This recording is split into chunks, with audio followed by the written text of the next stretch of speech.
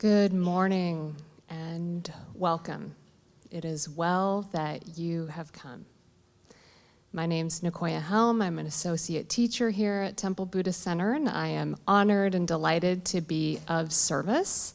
I want to welcome you and thank you for your presence, whether you are joining here in person or virtually for wherever in the world that you are. And we hope that wherever you are this morning finds you happy and healthy. But please know that if you are struggling in some way, that our hearts are open to you here, and we hope that this community, these teachings, and this service can be a source of refuge and comfort for you and your loved ones. We are excited to be able to celebrate services in person. We want to do so as safely as possible. So masks are still recommended, respect and tolerance are encouraged, and we appreciate your part in helping to keep our whole Sangha, our whole community safe and healthy. So let's begin this morning with a few conscious breaths. There's some really great science about how the breath really connects the mind and the body. And so this is a very time-tested and newly scientifically verified way in the long terms of history. It's new knowledge. But it's a great way to really fully arrive in this present moment. And a conscious breath is where we invite in a nice, open, and deep in-breath through the nose, so we seal the mouth, and then pause for a moment before releasing slowly so that the exhale becomes longer than the inhale. And of course, adapting that however you need to at this time. And so with that, let's begin. Breathing in. And pausing just a moment, feeling the fullness of the lungs, the nourishment of that fresh oxygen to every cell of the body. And as you release, just checking in, feeling the body and being aware of what is alive there right now. A second conscious breath. Energizing the mind, and as you release, settling, feeling the stillness, the release into gravity in both the body and the mind. And the third conscious breath, pausing, and then as you release fully and slowly, inviting into your awareness even more fully this present moment and being fully in the here and the now.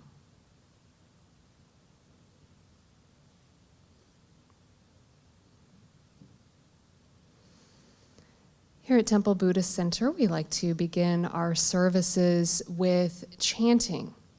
And chanting is an integral part of every tradition. It's not about being a singer. It is about having a voice and expressing that voice in community, bringing our consciousness, our energy together in this way. So our chant today is Om Shanti Satchitananda. Om Shanti Satchitananda.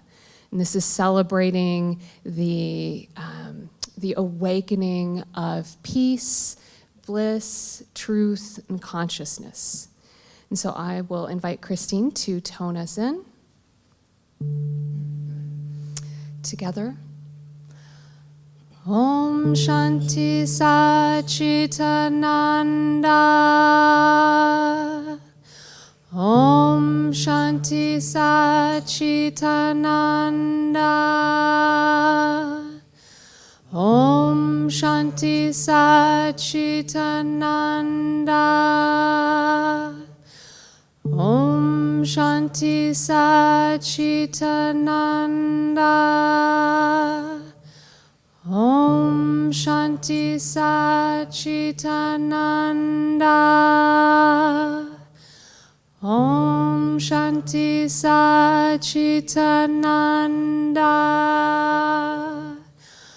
Om Shanti Sachitananda. Om Shanti Sachitananda. Om Shanti Sachitananda.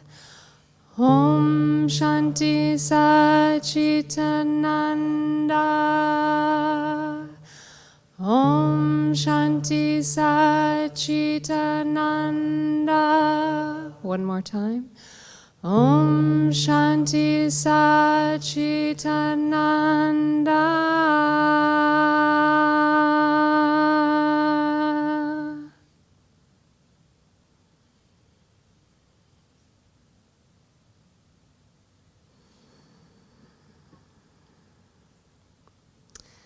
And again, we want to welcome you here to Temple Buddhist Center. We encourage you to make yourselves comfortable.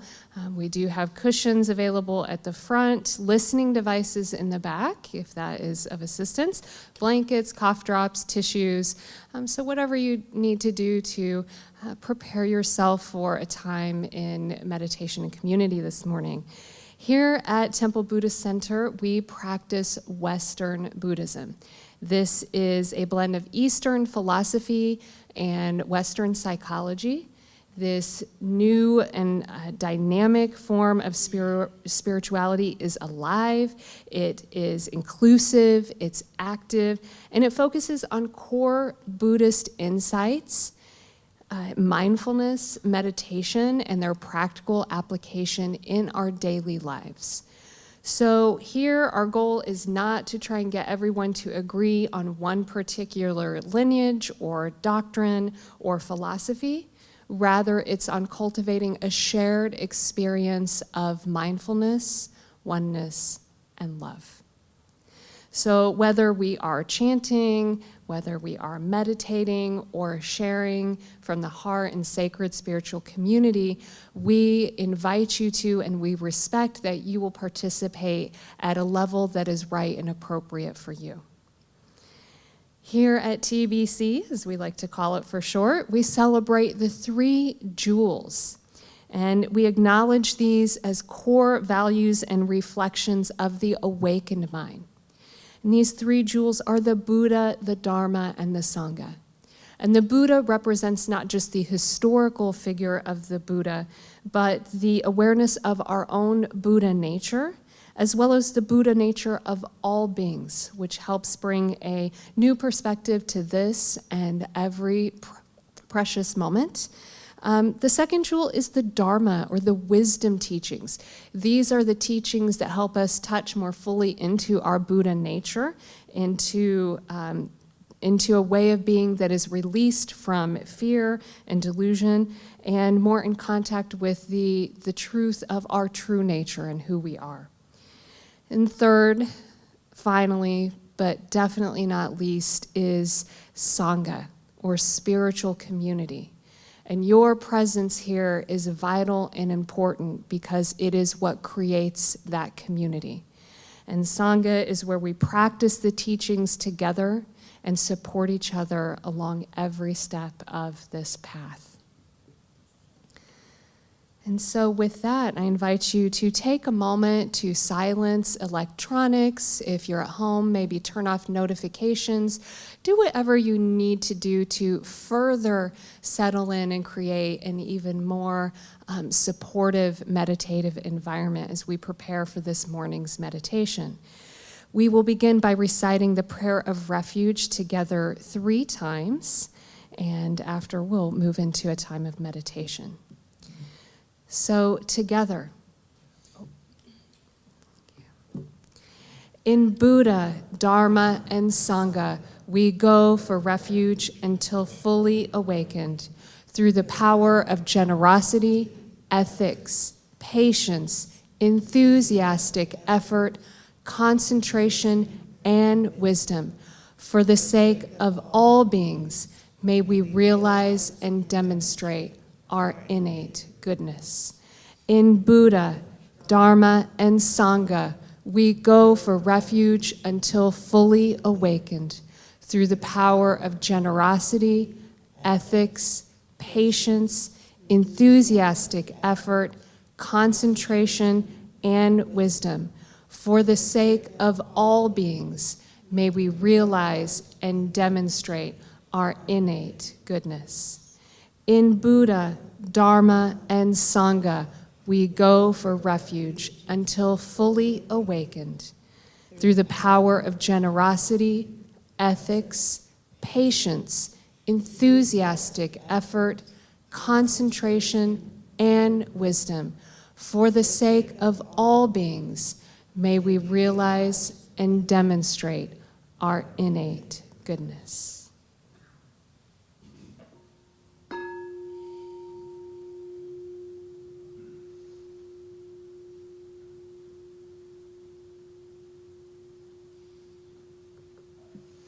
As we enter this time of meditation, if you already have an extensive practice, I invite you to begin that and practice in the way that is fitting for you at this time.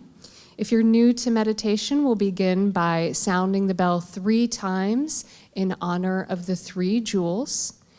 And then Victor will guide us in with some words to help us enter more fully into the silence. And we'll remain in noble silence for approximately 12 to 15 minutes. So let's begin by taking another conscious breath together. Breathing in fully and releasing into the present. Body, speech, and mind in perfect oneness, I send my heart along with the sound of the bell. May the hearers awaken from forgetfulness, transcend the path of anxiety and sorrow, and realize the true nature of who they are.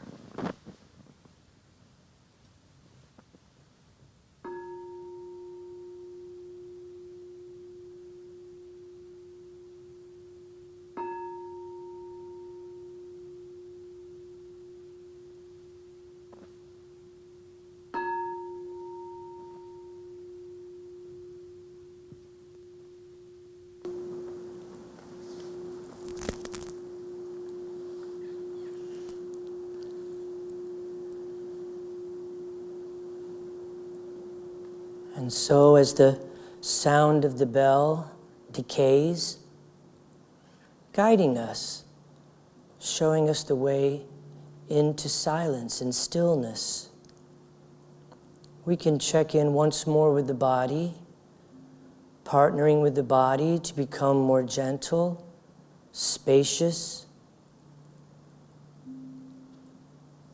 If you have to make a micro adjustment in the posture, or adjust your clothing or the way you're seated, those little adjustments helping the body to become more light. How much more easy can the body be? Remembering to release the forehead and the eyebrows, unclench the jaw, release the belly.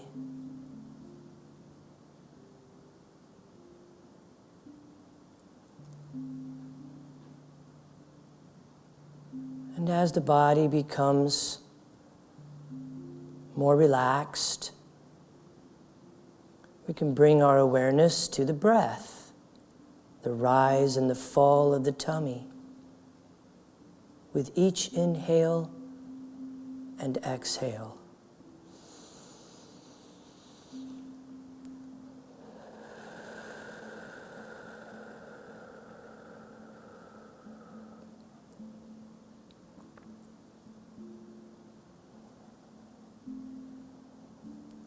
Connected with the breath, we can bring our awareness now to awareness itself, noticing when the mind becomes aware of a sound out in the hallway or on the streets or in another room. When you notice the mind has been distracted by a sound, lovingly and gently simply return to the breath the rise and fall of the tummy.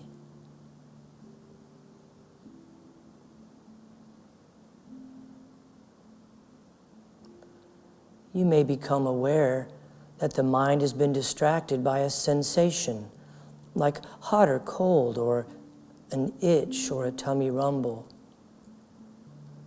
When you notice the mind has been distracted, lovingly and gently, just come back to the breath. The breath is always in the present moment and is so a wonderful teacher.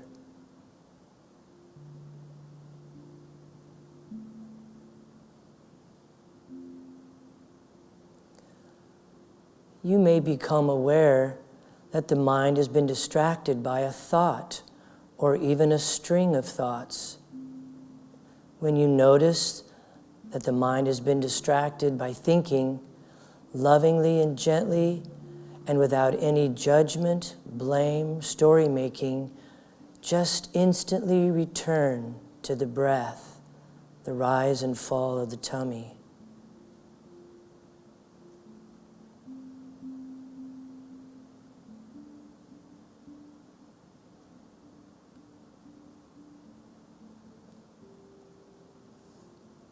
This is how we train. This is how we invite into our lives the sacred, the present moment. The present moment has no beginning and no end. We are always arriving. The present moment is not limited by skin or walls, and we are never alone when we are present.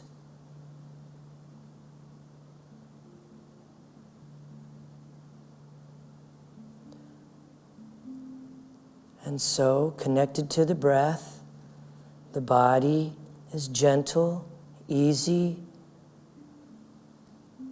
The mind is clear, yet receptive to whatever arises. And the heart is open. We can move even more deeply into our meditation.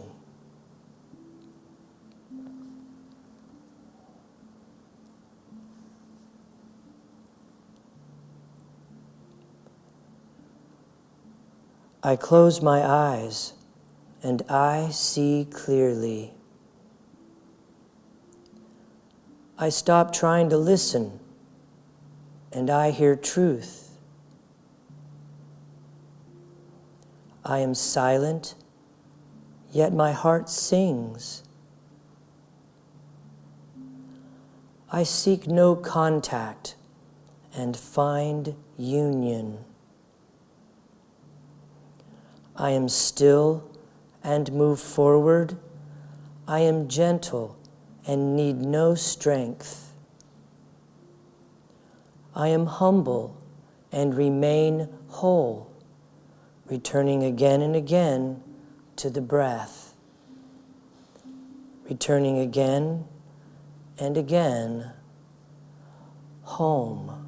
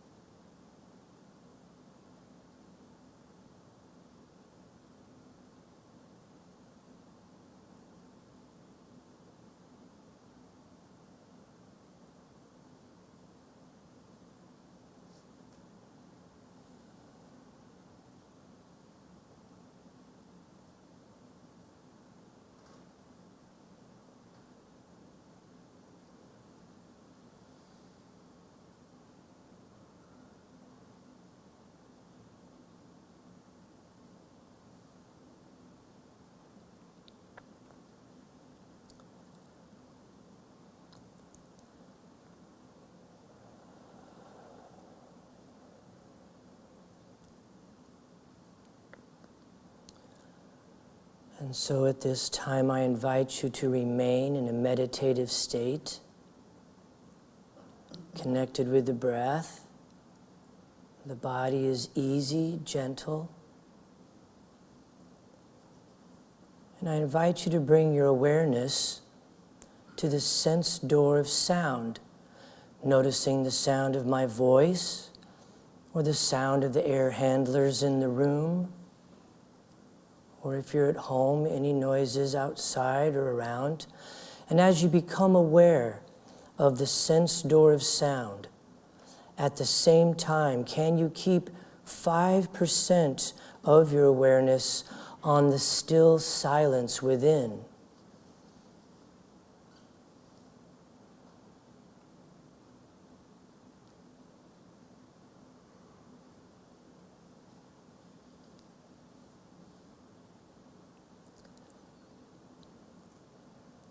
Next, I invite you to bring your awareness to the sense door of touch as you become aware of the feeling of your clothing upon your skin, or the feeling of the chair or the cushion beneath you.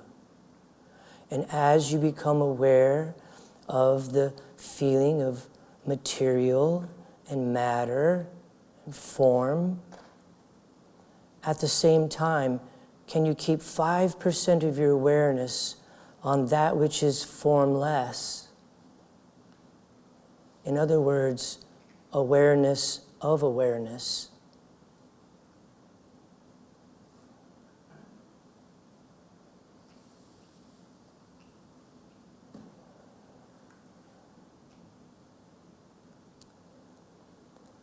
Next, I invite you to bring your awareness to the sense door of sight. As you open your eyes just a little bit, slowly, just starting to let in a little bit of light, allowing the images to come to you. And as you become aware of objects, things, walls, at the same time, can you keep 5% of your awareness on the space around those things? In and through, around this building, the space that our planet is hurling through right now.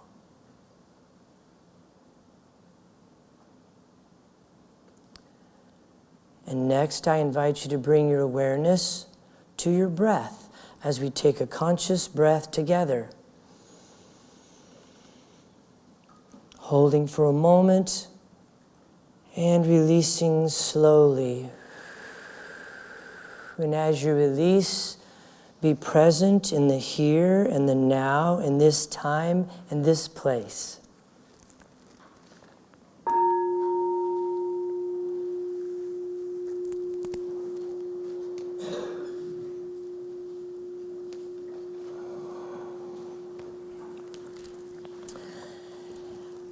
All right, so it's not uncommon to shift your posture, make an adjustment as we move into today's Dharma talk or teaching.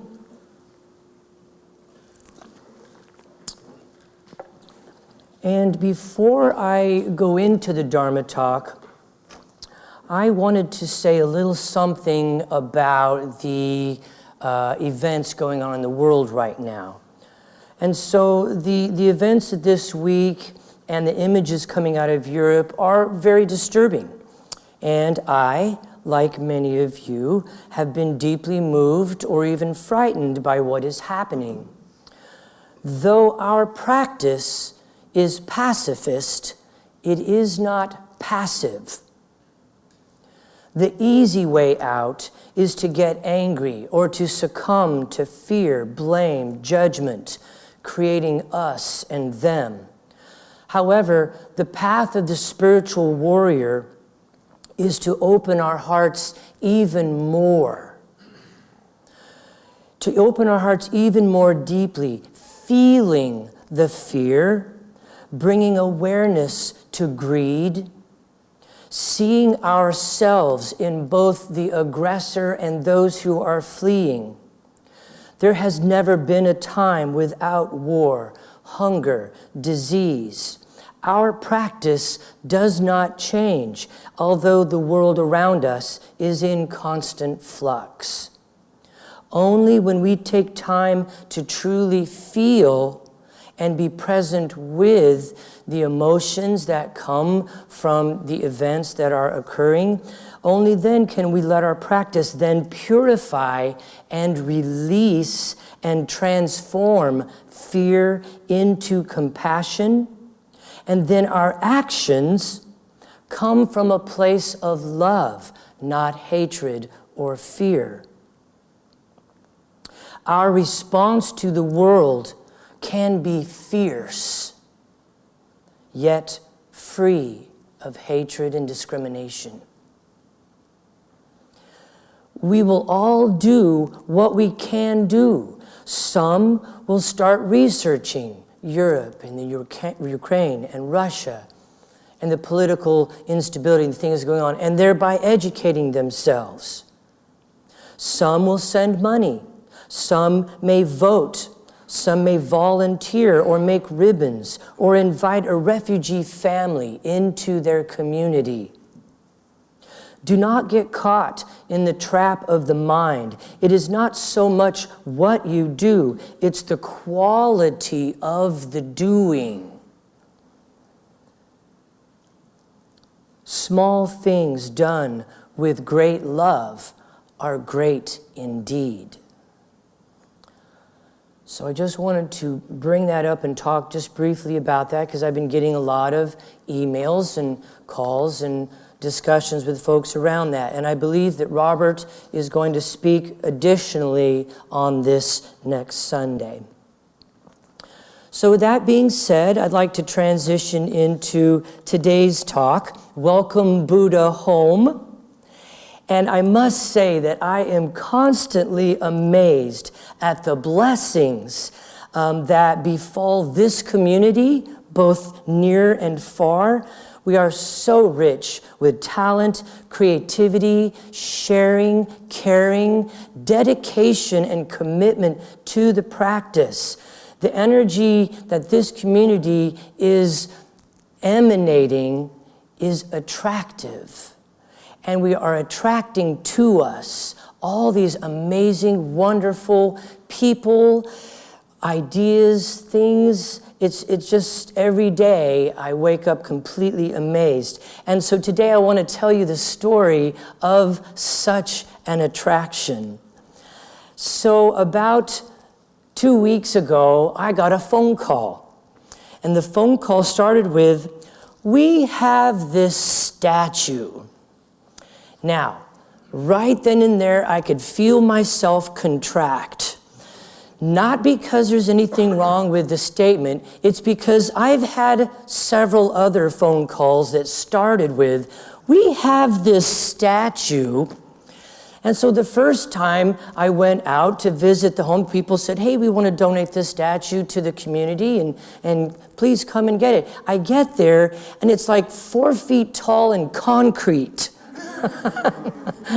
I couldn't even budget, let alone get it up here. And so I had to gracefully bow out and thank them for their generosity.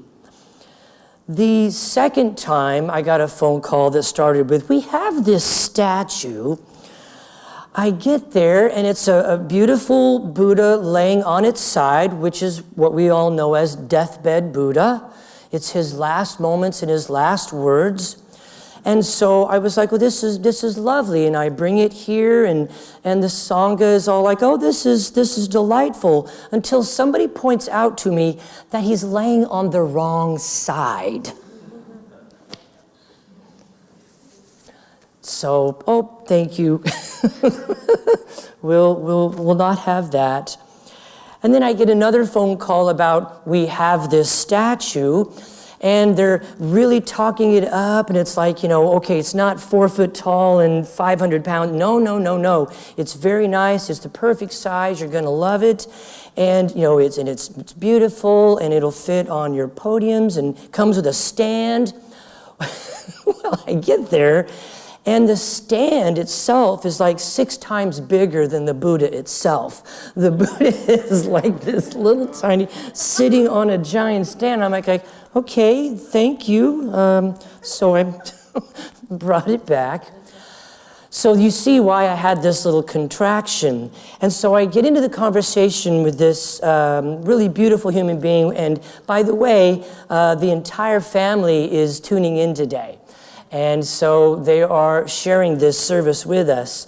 And so I'm only going to mention first names to protect their anonymity, a very important thing to do.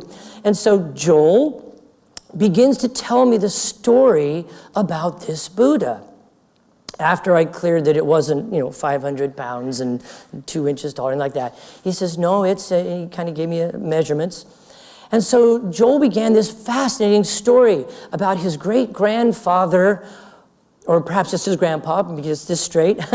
His name was Wendell. And Wendell was in World War II. And he was in the Army motor pool and was stationed in Burma, what we all call Myanmar today.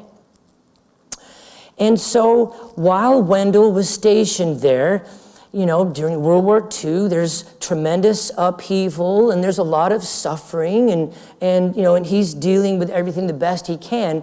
He comes across a roadside shrine in Burma, a roadside Buddhist shrine.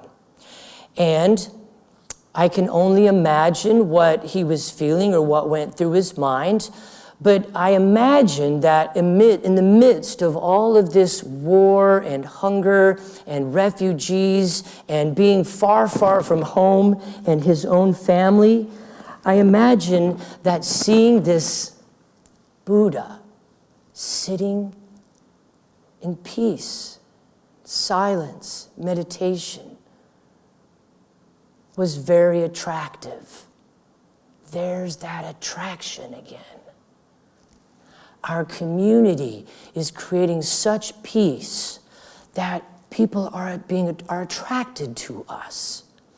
This little statue created such peace that, Wendell decided he wanted that peace. And true to form, we're like this, aren't we? We think the peace is out there. And so Wendell decided to liberate the Buddha, which, by the way, was the term he loved to use with his family. He took the Buddha from the shrine, and when his tour of duty was over during World War II, it came back home to America. And it sat in a very prominent, displayed place in his living room, right next to the TV. What a beautiful contrast that is. Peace and, not peace. And it sat there. Think of all the visitors, all the family members, all the people that streamed through that home, seeing this Buddha, being there, feeling that same peace that Wendell it was so important to him to try to bring home to his family, to America, to the world. And he thought it was there. He thought that's where the peace is. So over the years, after Wendell made his transition, the statue went to Joel's mom.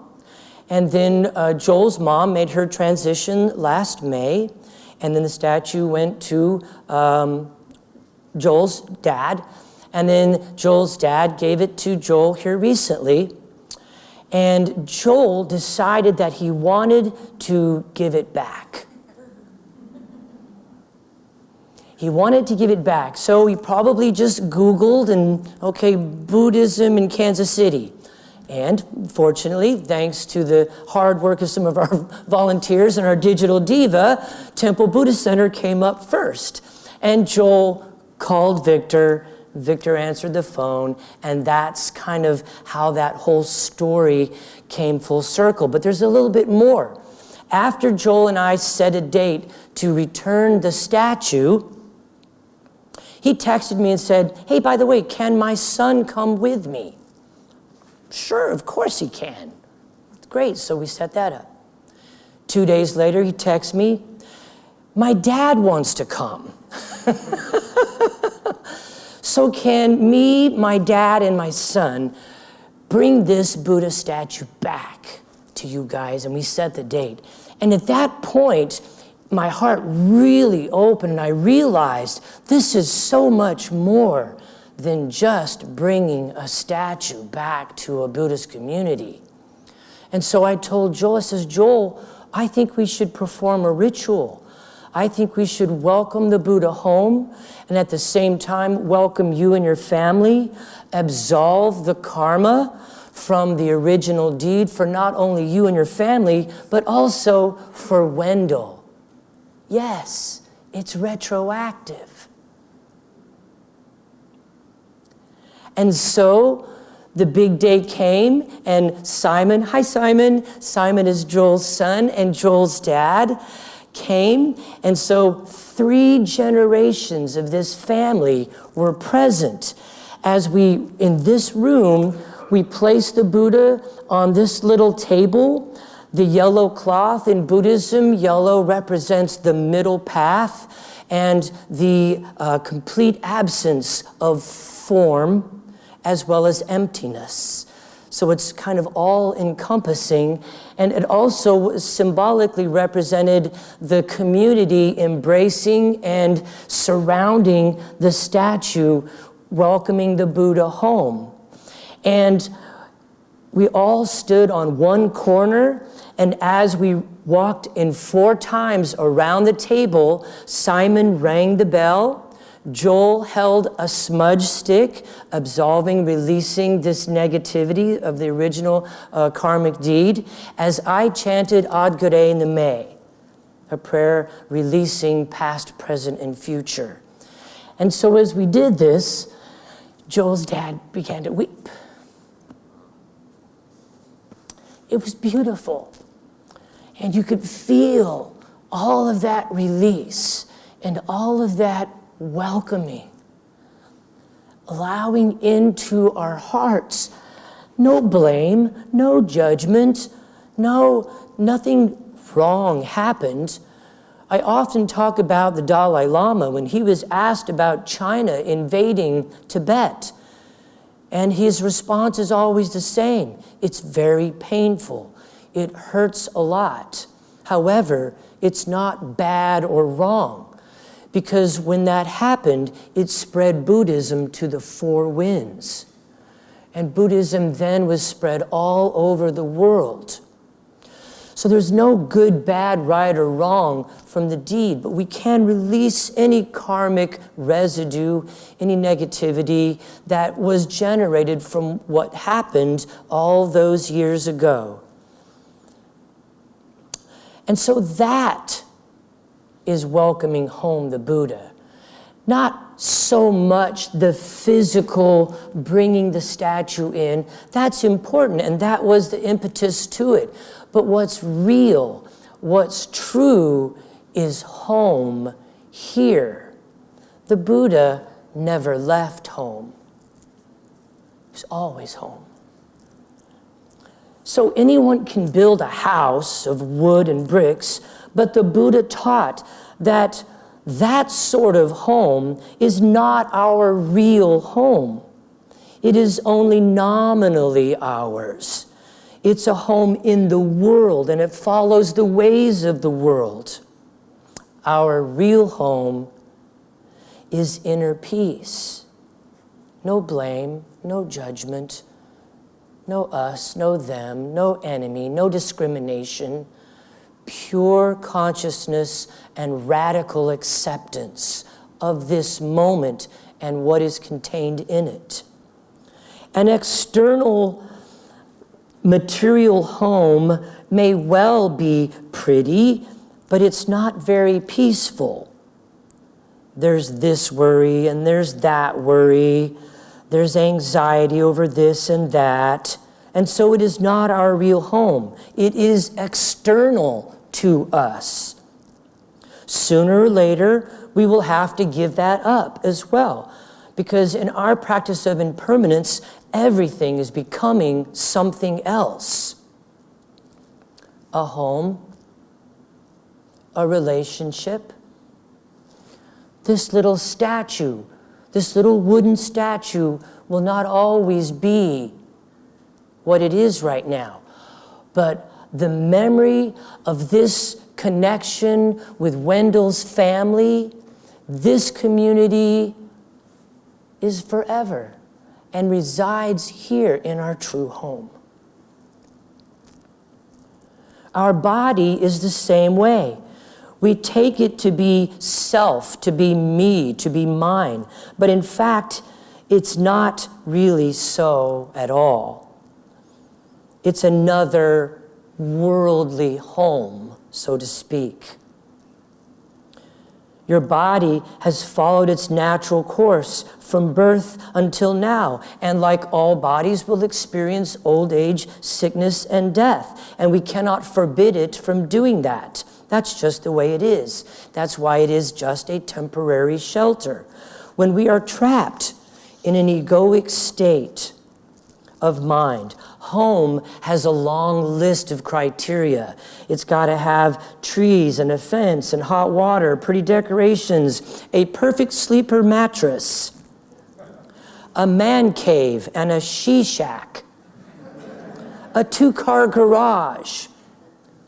This list is endless, and it's always changing with our own preferences. Do you see the short term? Do you see the impermanence? Do you see the temporariness of all of that? And yet, what is aware of all of that coming and going? Our true home. Watch as the trees fall, the hot water tank leaks, the mattress gets a dent in it. The garage fills up with books about Buddhism. Homes are fleeting. I want to share this with you, written by Zen Master Thich Nhat Hanh. Every time we listen to the sound of the bell, this wonderful sound brings me back to my true home. Where is our true home that we come back to? Our true home is life. Our true home is the present moment. Whatever is happening right here, right now. Our true home is the place without discrimination, the place without hatred. Our true home is the place we no longer seek, we no longer wish, we no longer regret. Our true home is not the past. It's not the object of our regrets, our yearning, our longing, our remorse. Our true home is not the future. It's not the object of our worries, our fears, our anxieties. Our true home lies right here in the present moment.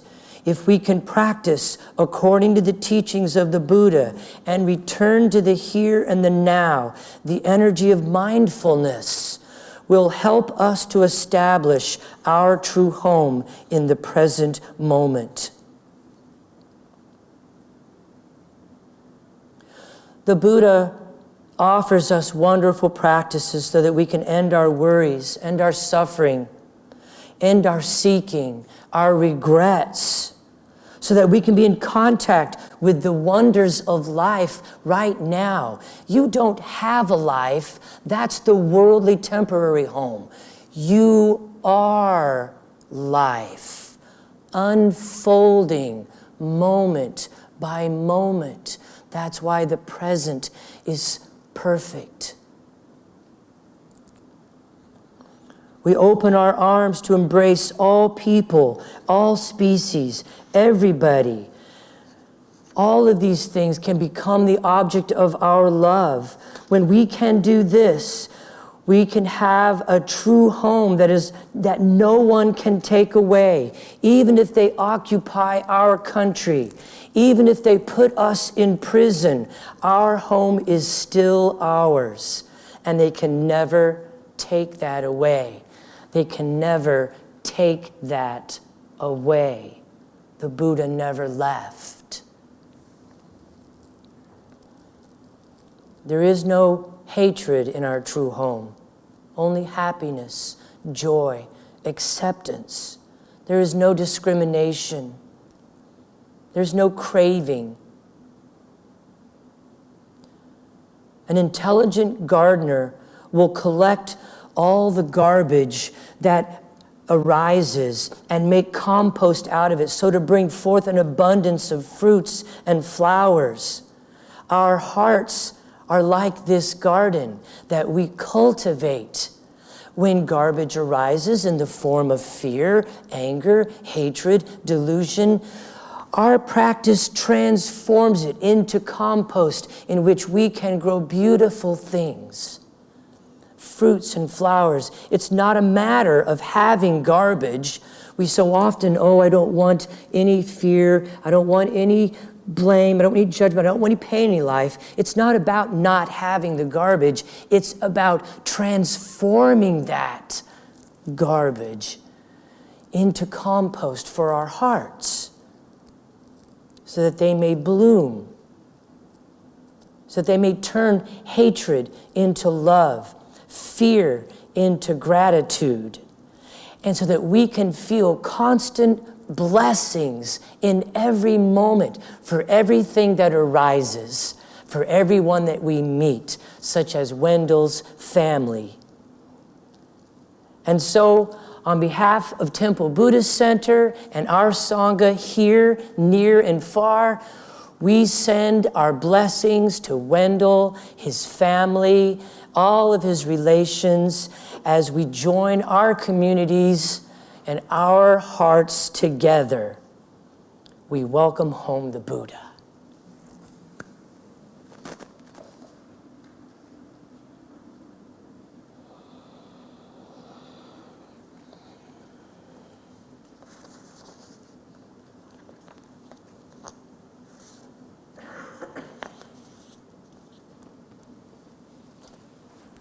So let's just take a moment now to perhaps take another conscious breath. Just let the wisdom teachings arrive. No need to make effort. As I always like to say, a Dharma talk is like a flower receiving rain. The flowers don't chase the rain. They just open to the drops that are meant for them.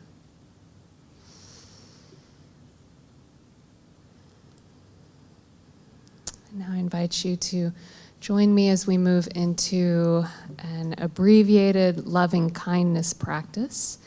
And loving kindness practice is in a family of practice called the Brahma Viharas, sometimes known as the divine abodes, right? Like a home that we can rest in truly. And these are also known as heart practices, not head practices. And so to fully engage with that, I invite you to explore some possible mudras. You may wish to bring hands together in front of the hearts in Anjali Mudra, or perhaps place one or both hands across the heart. But also there's a lovely way to place a fist on the heart and then a hand over that can create a sense of protection and security and stability and warmth. And of course, you can always just let your hands rest gently in your lap. And inviting in nourishment with the in-breath, knowing that that is always there to sustain you and replenish you during this practice. I invite you to bring to your mind's eye and your mind's ear and to your heart yourself. And if it seems difficult to bring to mind yourself as you are now, imagine yourself as a child. And with that sense of tenderness that comes so easily when we think of children, offer yourselves these words which you can repeat silently to yourself after me. May I be filled with loving kindness.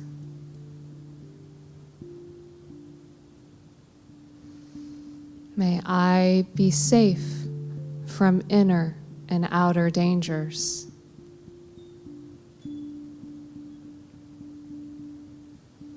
May I be well in body and mind.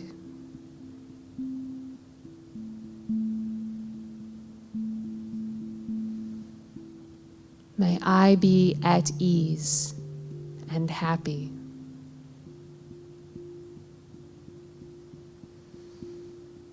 Inviting in another nourishing breath.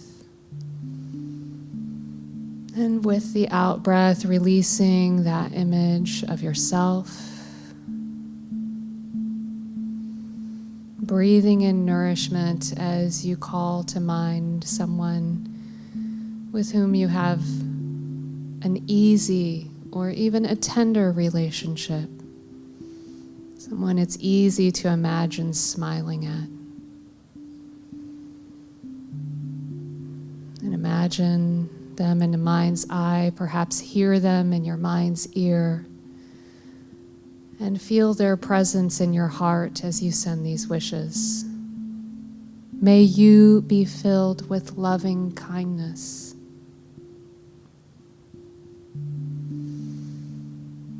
May you be free from inner and outer dangers.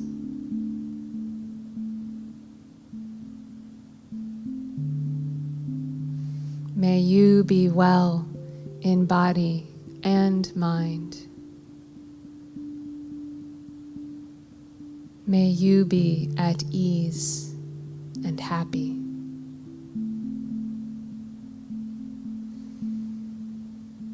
Breathing in warmth and releasing warmth out into the world.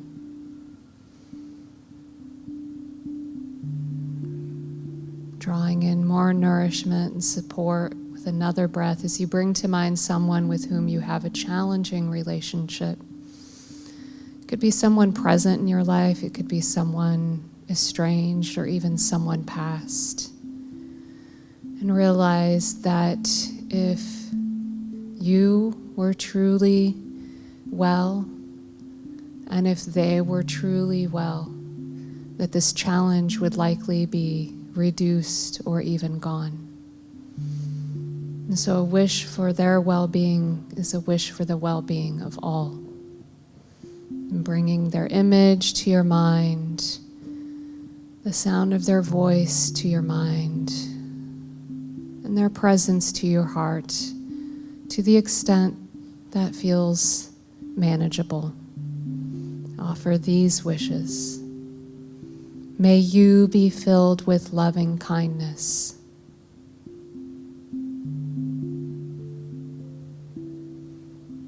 May you be safe from inner and outer dangers.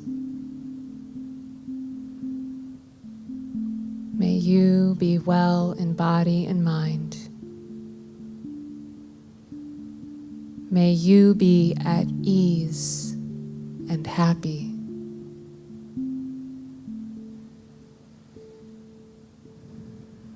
And as you draw in more nourishment, more sustenance with the breath into your heart, imagine that nourishment spreading beyond you to reach others in this room, spreading beyond this room into all beings in this building, in this neighborhood, in this city.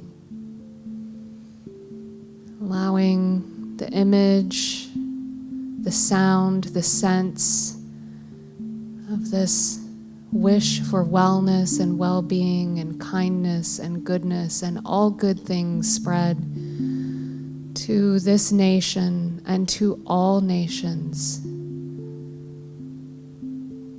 to this entire globe and all beings contained on it,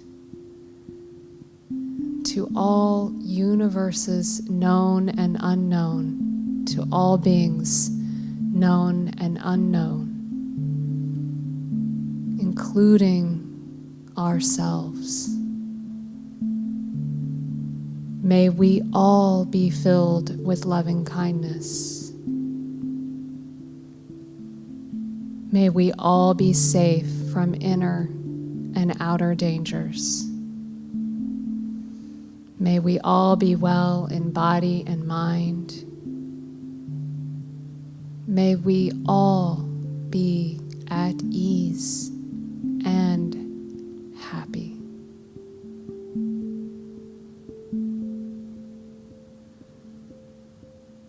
And knowing that as we end this formal practice, there's no need to let go of the momentum of kindness and good wishes. Let that carry forward into every interaction in whatever way you can. And whenever you're ready, if eyes are closed, open them gently and smile. And as we move into the closing of our service today, if you are able, I invite you to stay after for some important announcements, many new activities, but also some important community announcements involving opportunities to respond meaningfully to the situation in the Ukraine right now. So in the true spirit of dana, which is the Buddhist practice of generosity, services here at Temple Buddhist Center are given freely. If you choose to give in support, whether it is through time, energy, or financially, we hope that you do so in that same spirit, not in return for something that you have received, but so that this community can be sustained and that these teachings and this place can be a source of refuge for any who might seek to find it here. Dana boxes are located in the rear of the temple, but also online virtually. You can give at templebuddhistcenter.com. We want to thank our many amazing, wonderful volunteers. Matt, who generously and wholeheartedly greets everyone as they enter every morning. Eric, our wizard of the airwaves. Liz, our digital diva, who helps us connect to the worldwide internet. And so many others. Please know that if I have not said your name, it is through just a shortcoming of my own brain power, and know that you are held in our hearts here dearly at TBC. We also thank especially our ambassadors who choose to give electronically on a monthly basis.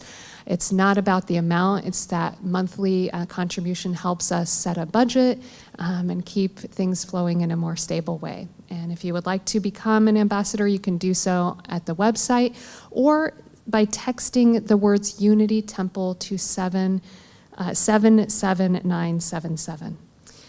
Thanks to Victor for sharing his time, talents, heart, and wisdom in so many ways, including, I would like to mention, through the growing of these beautiful orchids that you see here on this stage today, which I think, aspirational to the way that we can all flower in this world. So thank you deeply to Victor and to Christine for her regular service in setting such a beautiful mood here with music. So let us now prepare to close with the Bodhicitta dedication, which we will recite one time together. May the pure, brilliant sun of Bodhicitta dawn in each and every heart and mind, dispelling the darkness of suffering and confusion unstoppably until all are illumined and awakened. And with our hands together in front of our hearts, let us go forth from this place, greeting each moment in innocence, guided by the wisdom of our hearts. And as we open our eyes, we open our hands, and we shine our light out into the world. Namaste.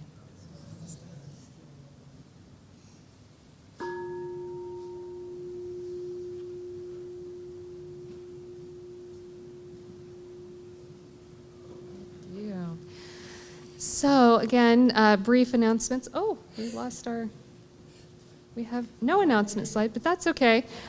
That's for the Oh, yes. Okay, so I want to mention several things. Number one, which is that NPR has compiled a list of meaningful ways to respond at many different levels. And so obviously they have a team of people who are vetting that information, and so we would refer you to that.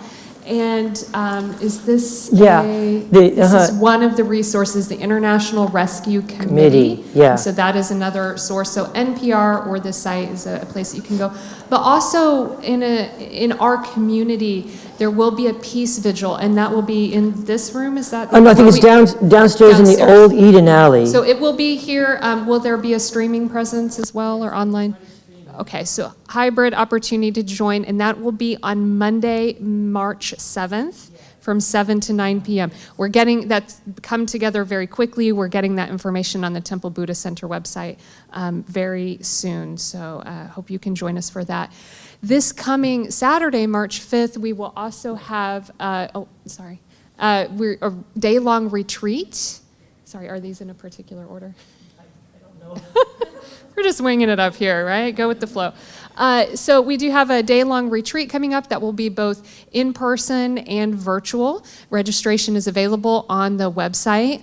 You are welcome to show up the day of. We ask that you arrive early. It begins at 9, but give yourself time to get checked in and get settled in and set up for the day, because we will promptly begin at 9. And that is here if you're joining physically, or you can also join by Zoom. And that is a great, the theme is connecting from the heart. So communication in practice is what we'll be exploring. So there'll be some experiential stuff with that.